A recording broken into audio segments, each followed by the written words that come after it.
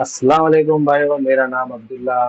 آج اپن دیکھنے والے ہیں مولانا طارق جمیل صاحب کا بیان زندگی کیسے گزرے، دیکھیں گے آج۔ نبی کی زندگی کا دوسرا رخ کہ بطور انسان زندگی کیسے گزارنی ہے، مرد عورت ہے زندگی کیسے گزارنی ہے۔ پہلا رشتہ جو قائم ہوا دنیا میں وہ ہے خامد اور بیوی، حضرت آدم اور حوا کا نکاح ہوا۔ اللہ تعالیٰ نے عورت کو کمزور بنایا تو پہلے دن سے اس کو عزت اور احترام دیا تاکہ ساری زندگی اس کمزوری سے ناجائز فائدہ نہ اٹھایا جائے بلکہ اس کو عزت دی جائے۔ کہ آدم علیہ السلام کے لیے مٹی اکٹھی کی، پانی ڈالا، گوندھا اور ایک اسٹیچو بنایا اور ڈال دیا۔ جب وہ خشک ہوا اس میں روح ڈالی اور پھر وہ ننگے بدن تھے، پھر ان کو جنت کے کپڑے پہنائے اور جنت میں ڈال دیا۔ اس کائنات کا حسن بھی عورت سے ہے اور جنت کا حسن بھی عورت سے ہے۔ حضرت آدم علیہ السلام جنت میں، لیکن بابے جی دا دل ہی نہیں لگتا، کلے کلے ہی ٹرے پھر دیں۔ اب اللہ نے عورت کو بنانے کا ارادہ کیا تو اللہ ایک ڈھیر مٹی کا اکٹھا کر کے عورت کے لیے بھی بنا دیتا اور اس کا اسٹیچو بنا دیتا اور اس کو خشک ہونے دیتا، پھر اس میں روح ڈالتا، پھر اس کو کپڑے پہناتا۔ آپ حیران ہوں گے، سبحان اللہ، اللہ نے ایسا نہیں کیا۔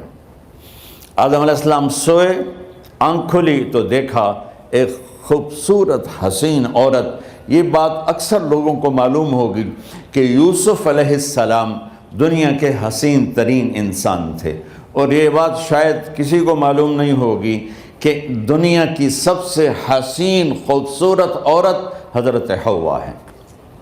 حوا جن پر بڑھاپا آیا ہی نہیں، 1000 سال کے قریب زندگی گزاری، بڑھاپا نہیں آیا۔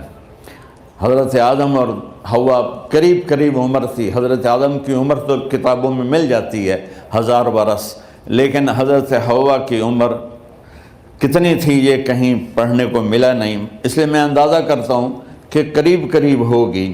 بڑھاپا نہیں آیا، بیماری نہیں آئی۔ اور حضرت حوا کو مینسز بھی نہیں آتے تھے۔ یہ عجیب بات آپ کو بتاؤں، اللہ نے اتنا جنت کا ان کے اندر نمونہ رکھا۔ تو جب حضرت آدم کی آنکھ کھولی تو دیکھا ایک حسن کا پیکر، انہوں نے تو جنت ہی بھول گئی۔ کہنے لگے یا اللہ ہن دل ٹھریا جا کے، یا اللہ کون ہے؟ کہ تیری بیگم۔ کہ واہ جی واہ، موجاں ہی موجاں۔ تو اللہ تعالیٰ نے نکاح پڑھایا۔ سبحان اللہ، اپنے نبی کی شان دوبارہ سنو۔ تو اللہ نے کہا آدم اپنی بیگم کا مہر ادا کرو۔ تو وہ پوچھنے لگے کیا مہر ہے؟ دیکھو ایک بات سنو، مہر کسی کی بیٹی کی قیمت نہیں ہوتی۔ $1 ہو یا $1 ٹریلین ہو، بیٹی کی کوئی قیمت نہیں ہوتی۔ یہ ایک نشان ہے کہ اس بچی پر اب یہ جو خامد ہے وہ موت تک خرچہ اس کے ذمہ ہے، بیوی کے ذمہ خرچہ نہیں ہے۔ خامد کما کے لائے گا اور اپنی بیگم کو کھلائے گا، اور بیوی گھر کی ذمہ داری نبھائے گی۔ تو خیر وہ الگ بات چلی جائے گی۔ اللہ تعالیٰ نے کہا کہ مہر ادا کرو۔ کہا جی کیا مہر ہے؟ تو میرے اللہ نے کہا تیری نسل میں میرا آخری نبی آئے گا، اس پہ ایک دفعہ درود پڑھ دے، یہ مہر ہے۔ اچھا، شروع دن سے ہے کہ میں نے قبول کیا۔ قبول کیا کا مطلب ہے کہ میں اس لڑکی کو قبول کر رہا ہوں، اس کی کمیوں کے ساتھ بھی خوبیوں کے ساتھ بھی۔ اور جب لڑکی کہتی ہے سائن کرنا قبول کیا ہے، یا زبان سے کہے قبول کیا ہے، تو یہ اس بات کی گارنٹی ہے کہ میں نے اپنے اس لڑکے کو خامد ہونے کے طور پہ قبول کیا، اس کی کمیوں کے ساتھ بھی، اس کی خوبیوں کے ساتھ بھی۔ اور جو ہی شادی ہو کر ڈولی سسرال کے گھر جاتی ہے تو ٹیسٹ شروع ہو جاتا ہے، کی کر دیے، باندھی کے میں، اٹھیندی کے میں، بول دی کے میں. اور اس میں بہت زیادہ نیگیٹو کردار ہے سسرال کا، کئی لڑکیوں کا، کیونکہ ہم نے اپنے نبی کی زندگی نہیں قبول کیا. یہ واجب ہے کہنا قبول کیا، کہ جس میں پیغام ہے کہ اب میں اس کی میں کوئی کمی ہے وہ بھی قبول کروں گی، کوئی خوبی ہے تو سر ماتھے پر. اور لڑکا کہتا ہے کہ میں اسے قبول کرتا ہوں، اس کی خوبیوں کے ساتھ بھی کمیوں کے ساتھ بھی. یہ بات یاد رکھنا، پرفیکشن کبھی تلاش نہ کرنا، پرفیکشن کبھی تلاش نہ کرنا. اللہ نے 100 نمبر نہیں مانگے، 51، ایک نمبر اوپر ہو گیا. گناہ تمہارے 50 ہیں اور نیکی تمہاری 51 ہے، تو اس ایک پر ہم تمہیں جنت میں ڈال دیں. اب کوئی خامد اپنی بیوی میں پرفیکشن دیکھنا چاہے، بیوی اپنے خامد میں پرفیکشن دیکھنا چاہے، ساس سسر اپنی بہو میں، ساس سسر اپنے داماد میں، بھائی اپنے بھائی میں، ماں باپ اپنی اولاد میں، اولاد اپنے ماں باپ میں، جہاں یہ نظر ہوگی تو وہاں لڑائی ہوگی. کمیوں کے ساتھ قبول کرو. قبول کا لفظ اتنا واجب ہے، تو ڈر تو پھر بہ گئی کی نا.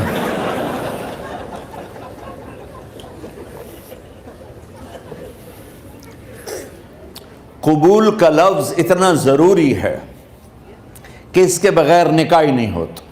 میں یہ کئی جگہ لطیفہ سنا چکا ہوں، اور واقعی قصہ بھی ہے، ایسے لطیفہ نہیں ہے. میرے دوست ہیں، ذمہ دار ہیں اچھے، تو ان کے گاؤں کا ایک بچہ چھوٹی عمر میں بسوں پہ جا کے نا وہ جاب پہ لگ گیا. تو اس کا کام ہوتا ہے بس کو صاف کرنا، ڈرائیور کو چائے پلانا، اور جہاں کہیں رش ہو تو اس کو ڈائریکشن دینا، استاد جی کٹ لو، استاد جی آن دیو، استاد جی جان دیو. تو یہ اس کا محاورہ بن جاتا ہے. اب اس کا نکاح ہوا تو مولانا صاحب نے کہا بھائی عبد الرحمن، میں فرضی نام لے رہا ہوں، نام مجھے اس کا یاد نہیں، عبد الرحمن زینب بنت اسلم نو تیرے نکاح دیتا 500 مہر تو قبول کیتا؟ تھوڑی دیر سوچ کے کہندا جی آن دیو. اس نے ساری زندگی آن دیو ہی سیکھا تھا. تو اس کے بھائی نے اس کو کوئی نہیں ماری تو کہنے لگا جی جان دیو. مولانا صاحب نے کہا آن دیو جان دیو نال کم نہیں بننا، تو آگا میں قبول کیتا.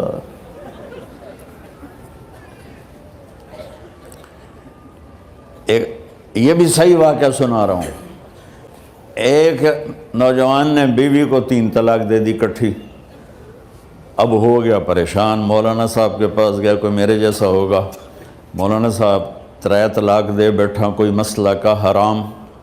کہا جی کوئی رستہ حرام، کوئی گنجائش حرام.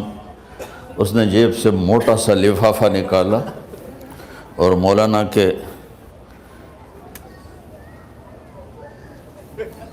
جا نماز کے نیچے ڈال دیا.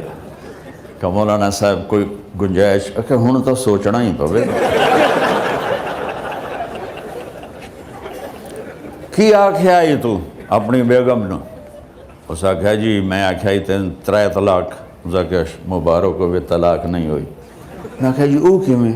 آکھے او جڑا یہ طلاق ہے عربی دا لفظ، اس سے چاکھنا پمدا ہے طلاق.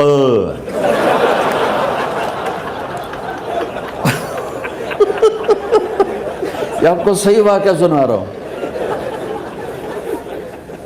تو تم نے تو چھوٹے کاف کے ساتھ کہا ہے طلاق. او کاف تا کتے آلا ہے. موجاں کر ایک لفافہ ہو راوے تو چاہے ساری زندگی دا حلال کر دے. لفظ قبول اتنا ضروری ہے. تو میرے نبی نے 11 شادیاں کی، اللہ کی قسم شوق کی نہیں تھی. ما تزوجت وما زوجت الا بوحی من السماء نزل به جبریل. کہ لوگوں سن لو میری بات غور سے، مجھے عورت کی کوئی رغبت نہیں ہے. میں نے جہاں شادی کی، جہاں بیٹی کی شادی کی، پہلے اللہ نے آسمان سے جبریل بھیج کے حکم دیا، پھر میں نے قدم اٹھایا۔ تو پہلا رشتہ خاوند اور بیوی ہے جو اس کائنات میں جڑتا ہے۔ یہ دنیا کا سارے رشتوں میں نمبر 1 رشتہ ہے، سب سے خوبصورت رشتہ ہے، سب سے اہم رشتہ ہے، سب سے بڑا رشتہ ہے۔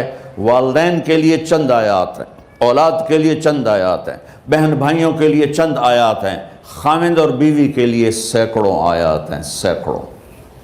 تو اگر آپ اپنے گھروں میں کامیابی دیکھنا چاہتے ہو، اپنے گھر کو ہاؤس کی بجائے ہوم دیکھنا چاہتے ہو، خوشی کا اگر آپ اسے گہوارہ بنانا چاہتے ہو، اللہ کی قسم ڈگریوں سے نہیں ہوگا، محبت سے ہوگا۔ میرے نبی سے پوچھا گیا، یا رسول اللہ اسلام کا سب سے مضبوط عمل، نہیں، میرے نبی نے سوال کیا، بولو بھائی اسلام کا سب سے مضبوط عمل کیا ہے؟ صحابہ نے کہا نماز۔ نہیں، سبحان اللہ، ابھی میں نماز کی کتنی اہمیت بتا چکا۔ انہوں نے عرض کیا جہاد، آپ نے فرمایا نہیں۔ تو صحابہ نے عرض کیا روزہ، آپ نے فرمایا نہیں۔ اللہ اکبر۔ کہ یا رسول اللہ حج، آپ نے فرمایا نہیں۔ تو سارے صحابہ حیران ہو گئے، یا رسول اللہ نماز، جہاد، روزہ، حج، تو پھر کیا ہے؟ اب سننا سارے بہن بھائی، مستورات، بچے بچیاں، آپ نے فرمایا اسلام کا سب سے مضبوط اور بڑا عمل ہے آپس میں اللہ کے لیے محبت کرنا۔ اگر آپ اپنے گھروں میں حسن دیکھنا چاہتے ہو تو ایک دوسرے سے محبت کرو، اظہار محبت کرو، اور محبت کے پیدا ہونے کے لیے بہت ساری چیزیں ہیں، لپیٹ کے 2 میں کر لیتا ہوں، 2 میں۔ بیوی کی خوبی دیکھو، کمی نہ دیکھو، خاوند کی خوبی دیکھو، کمی نہ دیکھو، پہلی بات۔ دوسری بات، اس زبان سے زہر نہ اگلو محبت کے پھول، اس زبان سے کڑوے جملے نہ ہوں، طنز نہ ہو، ٹونٹنگ نہ ہو، بےعزت نہ کرو، انسلٹ نہ کرو، تو آپ کے دل جڑ جائیں گے۔ یاد رکھو شکلوں سے زندگی آباد نہیں ہوتی، زندگی اخلاق سے آباد ہوتی۔ تو اپنے گھر سے ٹونٹنگ نکال دو۔ نہ کہا کا مطلب ہے بارش کا زمین میں جذب ہو کر یکجان ہو جانا، 2 زندگیوں کا محبت میں جذب ہو کر یکجان ہو جانے کو نکاح کہتے ہیں۔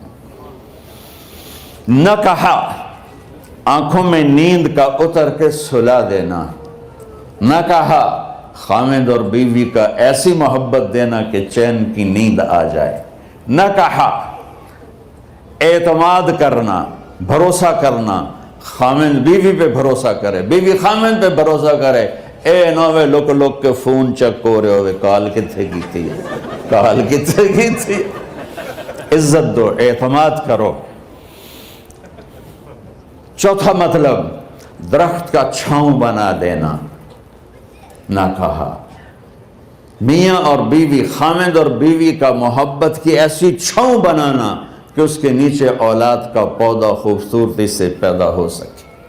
نہ کہا، صرف لفظ نکاح کے مطلب بتا رہا ہوں، نہ کہا مریض کو، کدھر ڈاکٹر بیٹھے ہیں، میرے سامنے بیٹھے ہیں، مریض کو دوا ایسی دینا کہ وہ شفا یاب ہو جائے، آپس کے ایسے تعلق بنانا کہ زندگی کو شفا مل جائے۔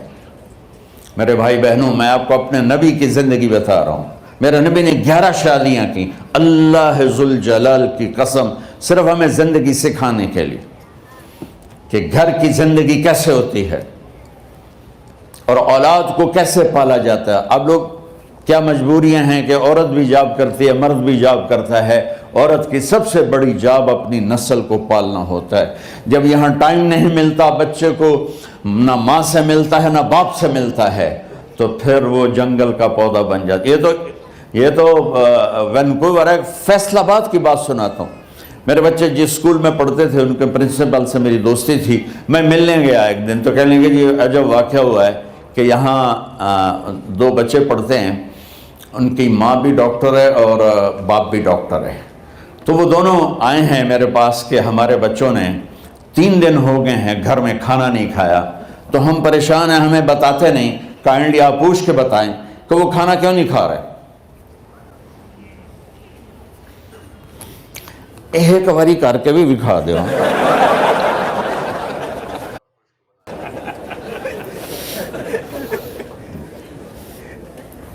ہمارا دین اتنا خشک نہیں، ہمارے مولوی صاحبان نے زیادہ خشک بنا دیا۔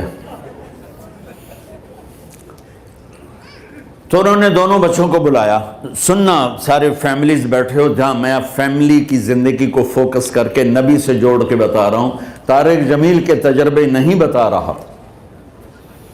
دونوں بچوں کو بلایا، بیٹا آپ کھانے کو نہیں کھا رہے؟ کہا جی ہم اپنے ممی اور بابا کے سامنے نہیں بتائیں گے۔ تو انہوں نے دونوں کو باہر بٹھا دیا، پھر پوچھا اب بتاؤ کیا مسئلہ ہے؟ ان کا سر ہم صبح جب ناشتہ کرتے ہیں تو ہمارے ممی ڈیڈی سو رہے ہوتے ہیں، ہماری ان سے ملاقات نہیں ہوتی۔ جب ہم اسکول سے واپس آتے ہیں تو ممی ڈیڈی اپنے میڈیکل کالج میں ہوتے ہیں، ہاسپٹل میں ہوتے ہیں، تو ہمیں ان کو دیکھنے کا موقع نہیں ملتا۔ شام کو جب ہم کھانا کھاتے ہیں تو یہ دونوں اپنے پرائیویٹ کلینک میں ہوتے ہیں، تو ہم ان کو دیکھ نہیں پاتے۔ پورا ہفتہ گزر جاتا ہے، ہمیں ماں باپ کی شکل نظر نہیں آتی۔ تو ہم نے سٹرائک کی ہے کہ ایسے ماں باپ کی روٹی کیا کھانی جو اپنی شکل بھی نہ دکھا سکیں، تو اس لیے ہم نے کہا ہم نے بائیکاٹ کیا ہے، گھر میں نہیں کھانا ہے۔ تو ایسی لائف مت بناؤ۔